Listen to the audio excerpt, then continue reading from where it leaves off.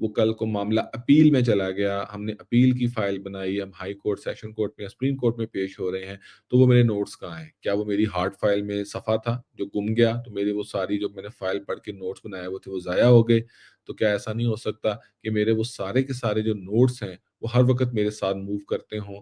कल को वो केस क्लोज़ भी हो जाए तो वो नोट्स सेफ रहें, उसमें जो मैंने इम्पोर्टेंट लॉ पॉइंट्स कुछ रिसर्च करके चीज़ें नोट की हुई हैं, वो मेरे पास फ्यूचर के लिए भी किसी और केस में अगर काम आनी है तो वो सेव रहें। इसी तरह सैकड़ों सफ़ों की बाज़-औक़ात कोई एक केस फ़ाइल होती है, उसमें से हमने कोई एक जवाब, कोई एक एप्लीकेशन, कोई एक एग्ज़ामिनेशन इन चीफ़ को ढूँढना है, तो उस एक ज़ख़ीम मोटी फ़ाइल को वर्क़ गर्दानी करना और उस पर्टिकुलर पेज को ढूँढना वर्सेस कि आप सिंपल एक क्लिक करें और आप पर्टिकुलरली उस एक एप्लीकेशन पे, उसके रिप्लाई पे, एक किसी के स्टेटमेंट पे, क्रॉस एग्ज़ामिनेशन पे, किसी पर्टिकुलर ऑर्डर पे, किसी पर्टिकुलर एनेक्स्चर पे जस्ट आप एक क्लिक करें और आप वहाँ पे पहुँच जाएँ। इसी तरह ये तो अब तक जो हमने बातें डिस्कस की जो विश लिस्ट्स थी हमारी, वो यही थी कि वो लॉयर्स को अपने एंड पे उन चीज़ों को देखने की, सॉल्व करने की और एक ख्वाहिश होती है कि ये चीज़ें किसी बड़े एहसन अंदाज़ से खुद ब खुद हल हो जाएँ। इसी तरह हमारा क्लाइंट जो है उसको भी अपने केस की अगर पूरी ट्री को देखना है, हिस्ट्री को देखना है कि इस केस में कितनी दफ़ा मेरे वकील साहब पेश हुए, कितनी तारीखें जवाब ना देने पे मिली, कितनी तारीखें एविडेंस ना होने पे हुई, कितनी तारीखों पे दूसरी टाइम पार्टी ने टाइम लिया, कितनी तारीखों पे जज नहीं अवेलेबल था, कितनी तारीखों पे स्ट्राइक हुई, ब्ला, ब्ला, ब्ला। तो ये सारे का सारा वो क्लाइंट जो है वो अपने पोर्टल पे ये सारी चीज़ें खुद देख ले। उसे इस छोटे से काम के लिए वकील साहब को या उनके मुंशी के साथ आकर, बैठकर खपना ना पड़े। और इसके अलावा हमारे वो लॉयर्स भाई जो इंटेलेक्चुअल प्रॉपर्टी के मामलात को देखते हैं।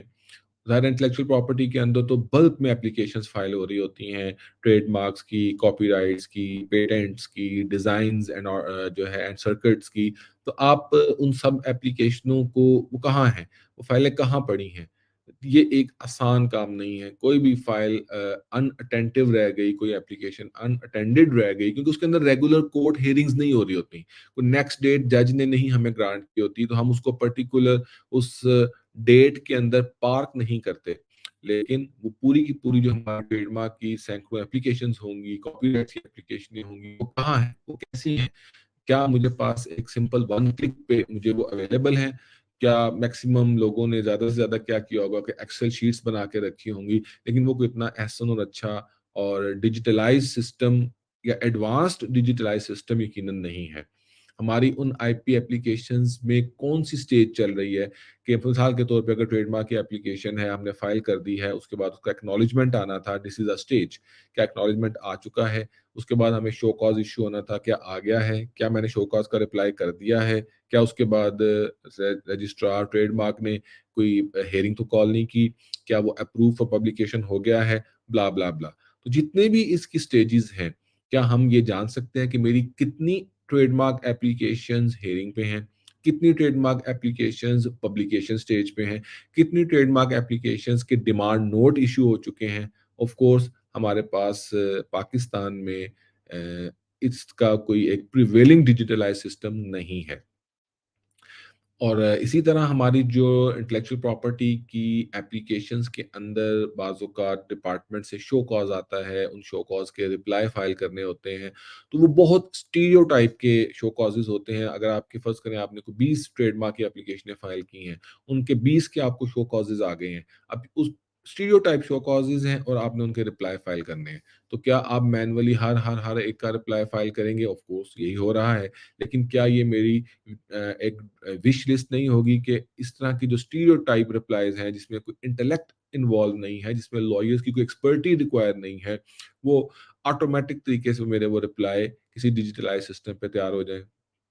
इसी तरह हमारे जो कॉर्पोरेट लीगल फर्टर्निटी से मुताल्लिक दोस्त हैं, उनको उनके लिए बहुत इम्पोर्टेंट चीज़ होती है कि उनसे लीगल ओपिनियंस माँगे जाते हैं डिफरेंट प्रोपोज़िशंस के ऊपर। तो उन लीगल ओपिनियंस के लिए वो मुख्तलिफ किताबें खंगालेंगे, केस लॉ रिसर्च करेंगे, बहुत सारा टाइम स्पेंड करेंगे और अल्टीमेटली वो एक लीगल ओपिनियन उन्हें मिलेगी, फिर उस लीगल ओपिनियन को वो ड्राफ्ट करेंगे।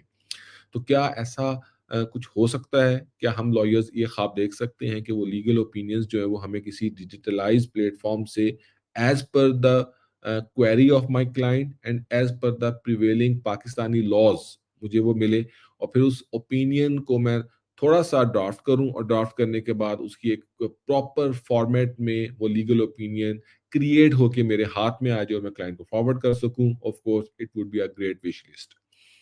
इसी तरह लीगल नोटिसेस हमने क्लाइंट्स को भेजने होते हैं, तो क्या 2024 में उसी तरह एक-एक लीगल नोटिस मैनुअल अंदाज से हमें लिखना चाहिए या हम इसके अंदर भी कुछ एडवांसमेंट्स जो आ चुकी हैं टेक्नोलॉजी की और डिजिटलाइज़ सिस्टम की पूरी दुनिया में, क्या हम भी उसका फ़ायदा उठा सकते हैं?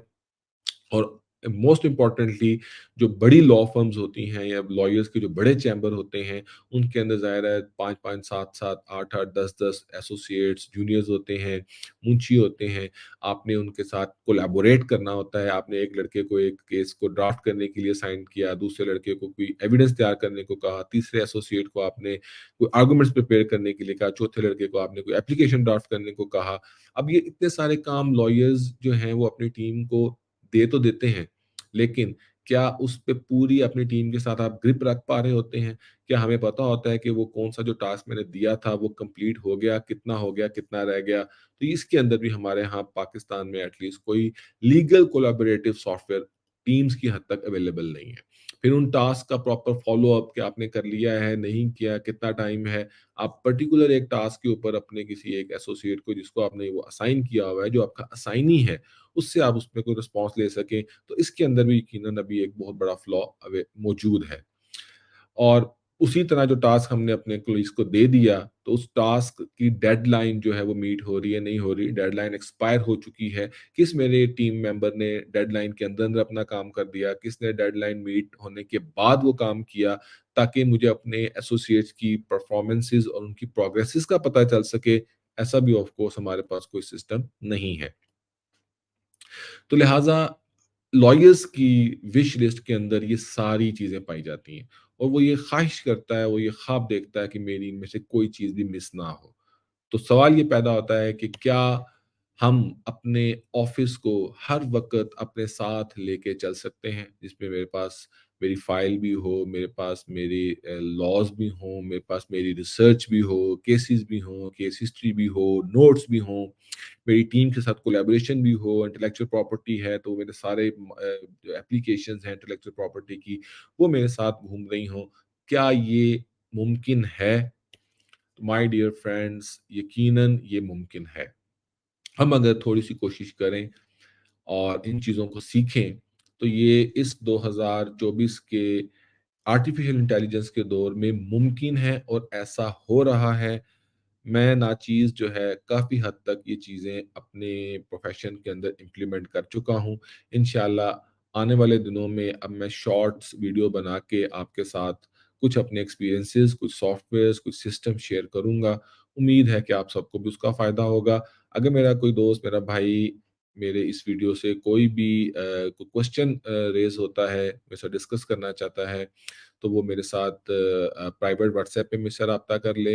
अगर ये किसी सोशल मीडिया के प्लेटफ़ॉर्म पे अगर ये वीडियो चलती है, तो वहाँ पे कमेंट के ज़रिए मुझसे बात कर ले। इंशाअल्लाह मैं उनके तमाम क्वेरीज़ का जवाब देने की कोशिश करूँगा।